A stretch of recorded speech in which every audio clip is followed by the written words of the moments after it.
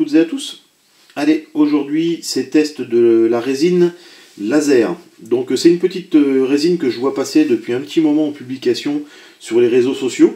Et puis que j'ai eu aussi la démonstration sur le stand à Stéphane Bonnet, donc, qui est le créateur de cette résine laser. Et j'ai eu la démonstration par un de ses collègues sur le montage d'un hameçon de la résine. Donc cette résine m'a plu pour plusieurs petites choses. Et aujourd'hui, on va voir ensemble justement la décomposition de toutes les couleurs là qu'on peut avoir ici, là, toutes ces couleurs. On va en voir la décomposition. On va voir aussi en direct avec le laser ce que ça donne. Et elle m'a plu pourquoi? Elle m'a plu pour trois petites choses. Donc cette résine-là, elle m'a plu pour la première chose qui est ici, c'est, vous voyez, sa contenance. Alors un bidon normal de résine qu'on trouve dans le commerce, on les trouve dans cette contenance-là, en moyenne gamme, ou dans cette contenance-là, vous voyez, un peu différente. Donc là, ce qui me plaît dans cette contenance-là, c'est que ce sont des contenances de 5 grammes, donc environ 5 millilitres à peu près. Et ce qui me plaît, c'est que justement, il n'y en ait pas trop. Tout simplement, pourquoi? Parce que sur des grosses contenances, vous savez comme moi, une résine, c'est périssable. Voilà, au bout d'un certain moment, quand on la laisse trop longtemps stagner, on a quand même des faisceaux de lumière qui arrivent quand même à passer dans les bidons, enfin, puis même avec l'air, le temps, tout ça, la résine finit quand même par s'opacifier et sécher. Et après, elle devient inutilisable, donc ce qu'on appelle une résine périssable. Et il y a aussi le fait que sur certaines résines, quand elles sont épaisses, il faut savoir que dans les pots de peinture, par exemple, vous aviez plusieurs composants, et quand vous les ouvriez, vous avez le premier composant, ce qu'on appelait des peintures à l'huile ou avec du mélange de white spirit. On avait toujours la première couche en haut là, qui apparaissait, et en dessous on avait tout ce qui était pigment peinture. Et il fallait passer son temps à mélanger pour pouvoir l'utiliser. Aujourd'hui c'est pareil dans les résines. Dans les résines, il y a des multicomposants, et dans ces multicomposants, le souci qu'on peut avoir, c'est qu'arrivé à un moment donné, au niveau, quand on les stationne trop longtemps, et ben les composants se divisent, et ben il faudrait les remélanger à chaque fois pour qu'on puisse les réutiliser. C'est pour ça qu'il y a certaines résines qui deviennent comment dire, collantes, poisseuses, tout simplement, c'est parce que elles sont pas bien mélangées. On a le durcisseur et le côté résine qui sont pas bien mélangés, et quand on l'applique au laser, et ben le laser fait ressortir ce côté résine qui est poisseuse et collant. Par contre, parce qu'il manque de durcisseur dedans, le durcisseur est plus lourd que la résine, donc il passe en dessous. Donc voilà pourquoi on retrouve dans les grosses contenances, c'est pas intéressant. Après, dans cette petite résine-là, ce qui me plaît, c'est aussi son côté liquide. Donc ça veut dire que la résine, vous pouvez la mélanger un petit peu, vous êtes sûr de la garder plus longtemps que des résines épaisses.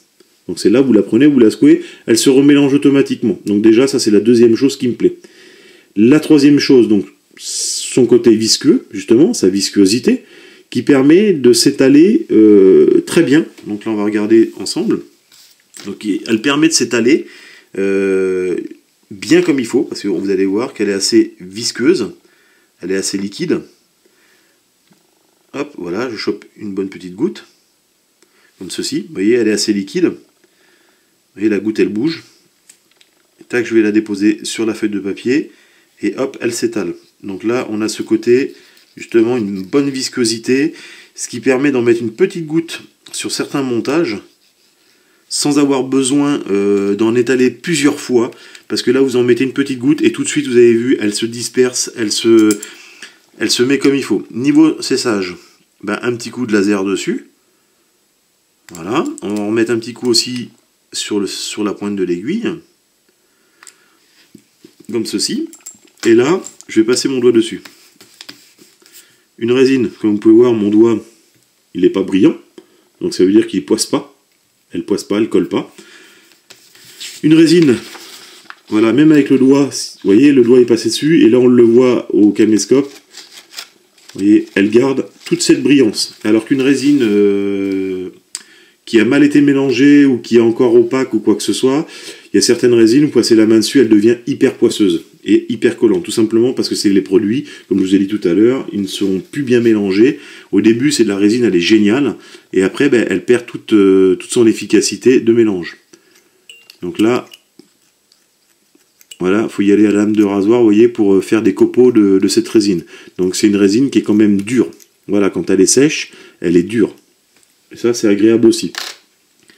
Donc là, on va voir les couleurs. Donc ça, c'était le premier point, la viscosité, la contenance. Et maintenant, ce que j'aimerais savoir, c'est est-ce que cette résine tient ses promesses au niveau de la couleur? Parce que j'en ai une autre. J'ai une résine là que je connais, qui quand on l'étale, elle a tendance à perdre un peu sa couleur. Donc la pigmentation reste bien sur le centre, mais après, tout autour, ça devient un petit peu clair. Et là, on va voir si celle-là, elle tient bien ses promesses. Donc là, on va l'étaler. Et si elle reste jaune sur toute sa surface, c'est qu'elle tient bien sa couleur. Donc voilà le jaune, une fois séché. Ici, on va la sécher aussi sur l'aiguille, voir ce que ça donne. Parce que le but principal, quand même, c'est sur une matière dure, style un hameçon, style, comme on met des étincelles, des trucs comme ça, quoi. Donc là, sur l'aiguille, elle a l'air d'être sèche. Ouais, elle ne colle pas au doigt. Ici, voilà, pour s'en débarrasser, vous voyez, on voit les petits copeaux là qui sont arrivés au bout de la lame. Donc et il y en a encore sur l'aiguille. Donc ça veut dire que certaines résines, quand vous faites ça avec la lame, tac, c'est tout le morceau qui s'en va.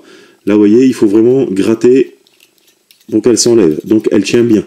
Ça veut dire que sur une résine, elle aura tendance à bien tenir, elle va pas se décoller. Elle va pas s'enlever en petits blocs comme ça m'est déjà arrivé, je vous dis, avec d'autres produits. Où vous mettiez un petit point et vous faisiez ça avec l'ongle et tac, le petit point il sautait. Donc là, impeccable. Ici, colle pas, j'ai pas le doigt, comme je dis, qui brille, qui renvoie comme si c'était humide. Ok. Là, au niveau de la couleur, vous voyez, j'ai passé mon doigt dessus, et ben, elle garde toute sa brillance. Donc ça, encore une fois, génial. Donc pour le jaune, c'est nickel. Et là, on va essayer la fluo. C'est parti. Et on va voir si elle respecte toutes les couleurs. Donc si toutes les couleurs sont bien respectées. Donc je vais avancer un peu plus vite pour pas que la vidéo dure 10 000 ans. Parce que ça sert à rien.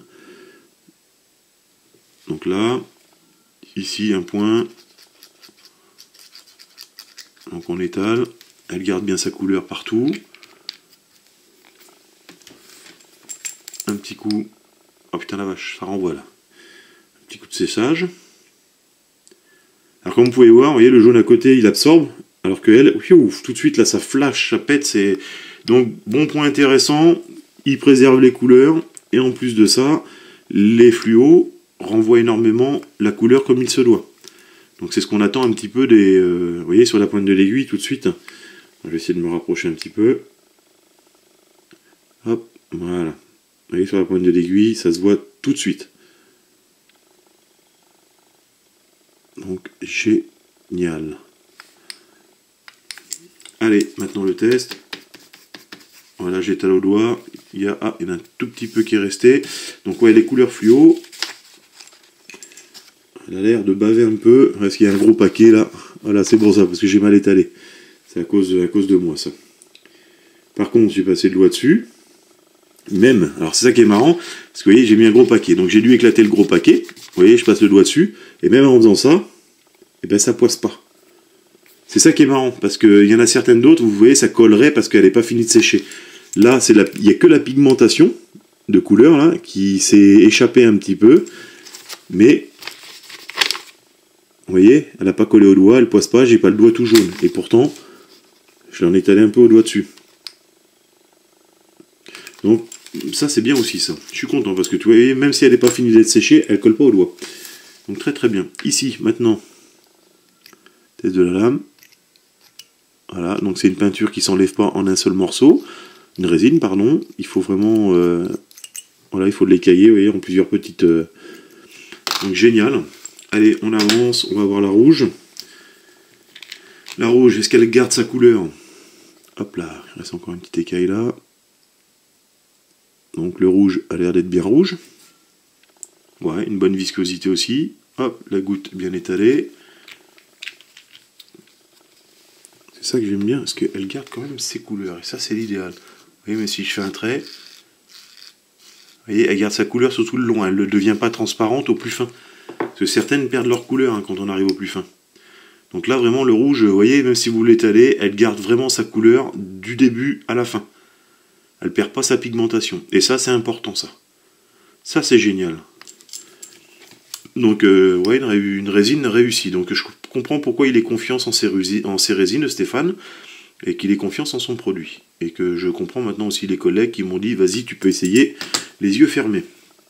Donc là, le doigt dessus, ok, ça colle pas. Toujours brillant.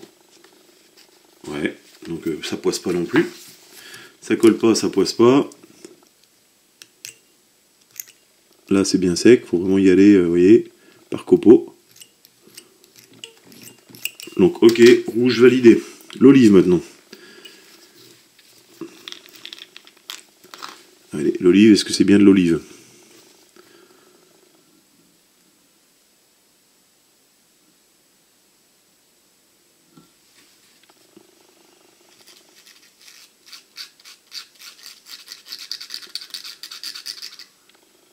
Et même en étalant, vous voyez,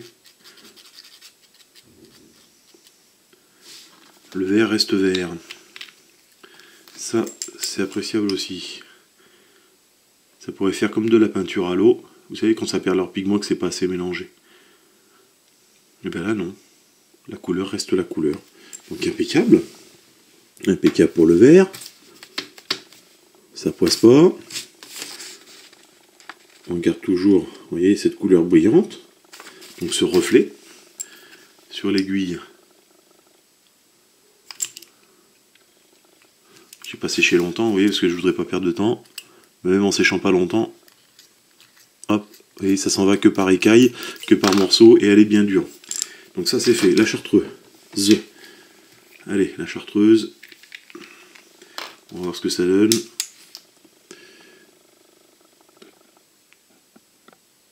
Alors, il y a un truc quand même qui me... Parce que tout ne peut pas être parfait non plus, hein. Mais ça, c'est un truc qui est corrigeable. Après, Stéphane, il fera... Monsieur Bonnet, il fera ce qu'il veut. Bon, c'est parce que c'est pas dérangeant. Vous voyez, la fluo, donc elle reste bien fluo. Ok. Il y a un truc qui m'embête un petit peu. Mais ça s'appelle vraiment chipoter. Je vais vous dire pourquoi après. On sèche le fluo et on voit tout de suite après pourquoi. Ouais, donc tiens, la fluo, elle renvoie vraiment fluo. Hein. Un petit point de jaune fluo, là, un chartreux fluo, génial.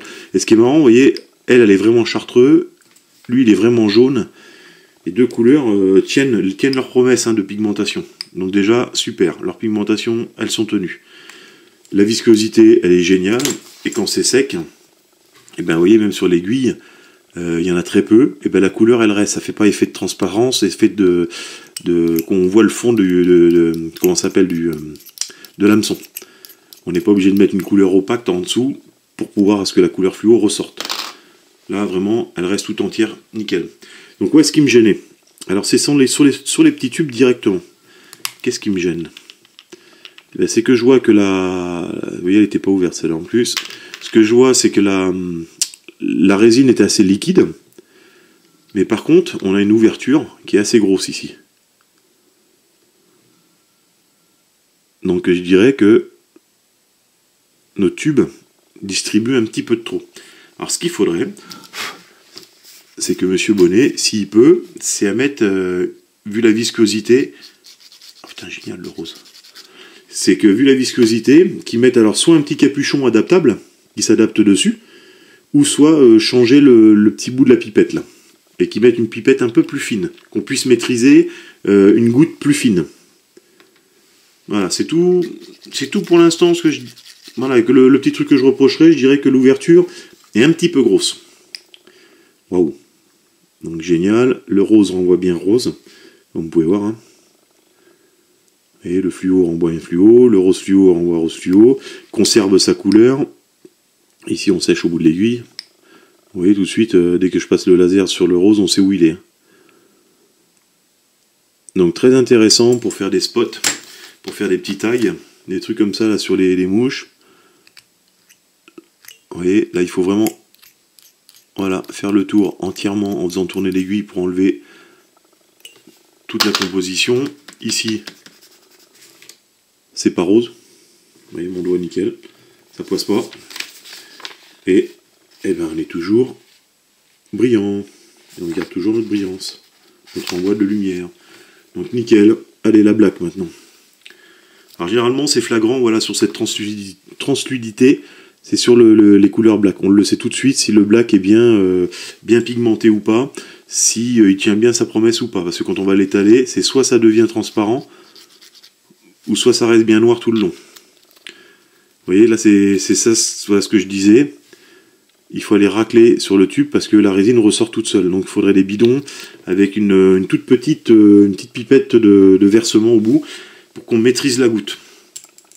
Donc là le noir, ben, il n'est pas devenu transparent. Il reste bien opaque quand on le cristallise. Ici sur l'aiguille,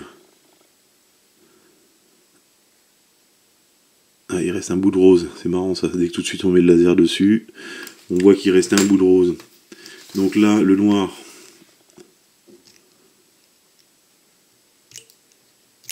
ouais, il faut vraiment y aller à gratter pour enlever toute la résine dessus. Faire le tour. Là, ça poisse pas. Le côté brillant, ben voilà, on l'a toujours. Donc impeccable. Maintenant, on va tester encore plus 3 couleurs. Et après, je vous embête plus. Voilà. Ici, hop, voilà, on ouvre ensemble. On vire picabuchon. Alors là, on est sur du orange fluo.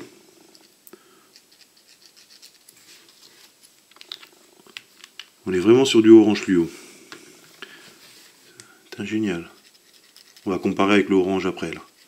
Donc on étale, il perd pas sa pigmentation. Est-ce qu'il renvoie le laser? Génial. Il renvoie bien les rayons UV à la cristallisation, pardon. Ça en fait mal aux yeux quand on relâche même.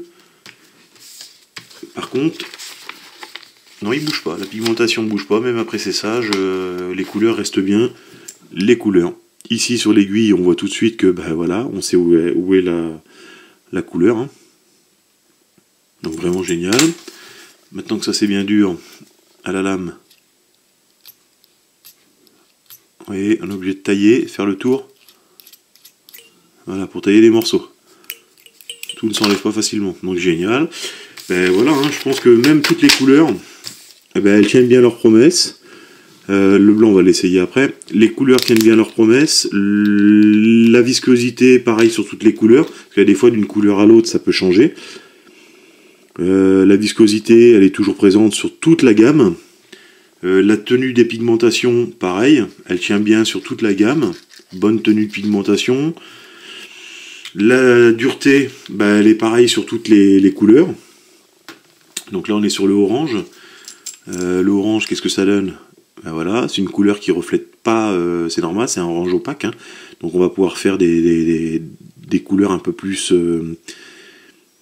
ternes, parce qu'il ne faut pas que du fluo, hein. Du fluo tout le temps, le poisson à force il est éduqué. Hein. Donc là, vous voyez, ce qui est marrant, c'est qu'il reste un bout de fluo sur l'aiguille, encore une fois. Voilà, donc ici, ça poisse pas, ça brille pas, le petit doigt est sec. Voilà, ici. Pareil, en copeaux, ok, hop, le blanc pousse-toi, côté brillant, même en passant le doigt dessus,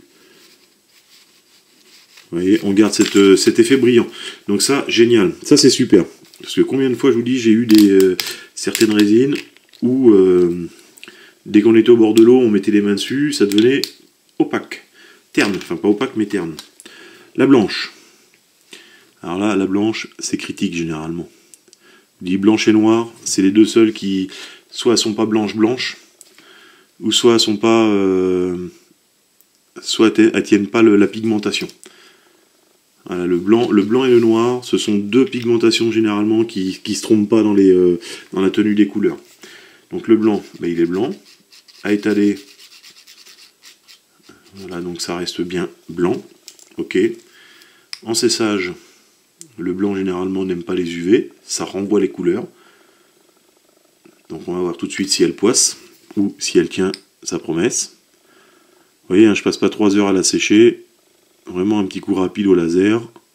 C'est le but aussi, c'est de trouver une résine qui réagisse très très vite. Donc là,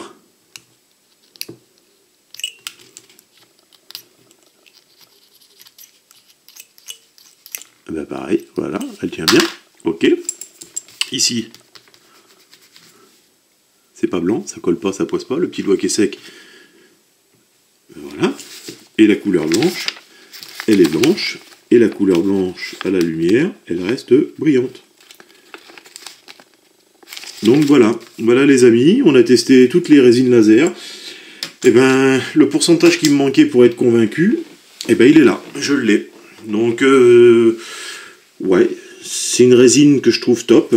Donc d'une par la tenue de ses pigmentations, je la trouve top par sa viscosité parce que ça va me permettre de faire certains montages bien précis, avec des petites gouttes pareil bien précises aussi.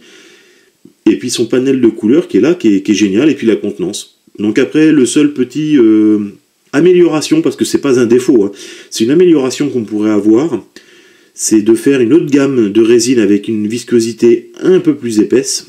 Voilà, d'avoir deux gammes de résine, une épaisse, une liquide. Et surtout, je dis bien surtout à Monsieur Bonnet, sur les bidons au bout, les becs verseurs, ce qu'on appelle les petits becs au bout là, pour la liquide, qu'il en mette un plus fin. Voilà, qu'on puisse maîtriser vraiment une petite goutte, qu'on soit pas obligé de sortir à chaque fois. Vous avez vu, dès qu'on presse un peu dessus, c'est une grosse goutte qui sort. Je dirais que voilà, pour maîtriser un peu plus la goutte, qu'on ait une petite pipette au bout plus précise. Voilà, il n'y a que ça, donc ça c'est juste un apport. Voilà, c'est un apport de solution. Donc après c'est à lui de voir, soit il conditionne comme ça, ou soit après il met des petites pipettes en option à côté, qu'on pourrait mettre au bout, emmancher au bout. Voilà, comme dans d'autres marques ça se fait. Hein. Il y a des petits clips qui se mettent au bout et qui se permettent de maîtriser un peu plus la pipette, type aiguille, comment ça s'appelle, de prise de sang, là. Aiguille de seringue, voilà. Donc ben voilà, merci à Stéphane Bonnet d'avoir joué le jeu, de m'avoir envoyé ces résines, qu'on les teste, qu'on regarde, qu'on voie ce que ça donne ensemble. Donc ben, je suis convaincu, j'espère que cette petite vidéo là vous décidera aussi, ou tout simplement ben, vous aura répondu à certaines questions que vous vous posiez. Donc il n'y a pas mieux, comme on dit, qu'un direct, hein, ou il n'y a pas mieux que une vidéo pour montrer que c'est comme ça, ou d'aller sur un salon comme moi j'ai fait, pour pouvoir s'y rendre. Mais bon, pour ceux qui ne peuvent pas y aller, au moins cette démonstration elle est là. Vous voyez que y a certaines résines, comme là tout à l'heure, si on met trop épais, bon le jaune déborde un peu, le rouge un petit peu aussi, sinon toutes les autres se tiennent bien. Donc dans une pigmentation, que ça soit le rouge, le jaune, le vert ou quoi que ce soit, chaque pigmentation a une réaction différente à la lumière. Et ça, n'importe quel peintre pourra vous le dire. Donc c'est pour ça, là franchement, produit réussi, produit abouti, produit génial, et je vais m'en servir dans pas longtemps, donc vous retrouverez ce produit dans mes montages, parce que je le trouve génial, et je pense que la prochaine vidéo, on fera une petite perdigone, avec le orange fluo en tag, et puis quelques autres couleurs, quoi. Donc toutes les couleurs sont intéressantes. C'est vraiment génial. Donc merci à Monsieur Bonnet, Pêche Mouche Fly, donc allez voir sur son site. Les prix, ouais, les prix c'est important. Donc très abordable, 5 grammes pardon, pour la clear. Donc on la touche à partir de 5,80 € je crois, 5-6 € pour la clear.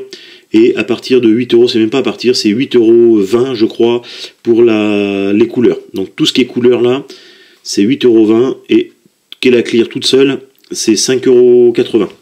Donc abordable, pas cher, parce que si vous comptez 2 bidons, donc 8 et 8, 16, 2 bidons, ça vous fait le prix d'un petit bidon en commerce, donc 16, généralement les autres résines on les trouve à 18, 20, vous voyez on se tient dans les prix, donc c'est correct. Pour 2 bidons, 2 petits bidons, c'est le prix d'un bidon moyen du commerce. Donc on se tient dans les prix, c'est le même prix. Voilà. Merci à tous de m'avoir regardé, d'avoir regardé la petite vidéo. Au plaisir et à bientôt pour de nouveaux montages et de présentations de produits. Merci, bye bye.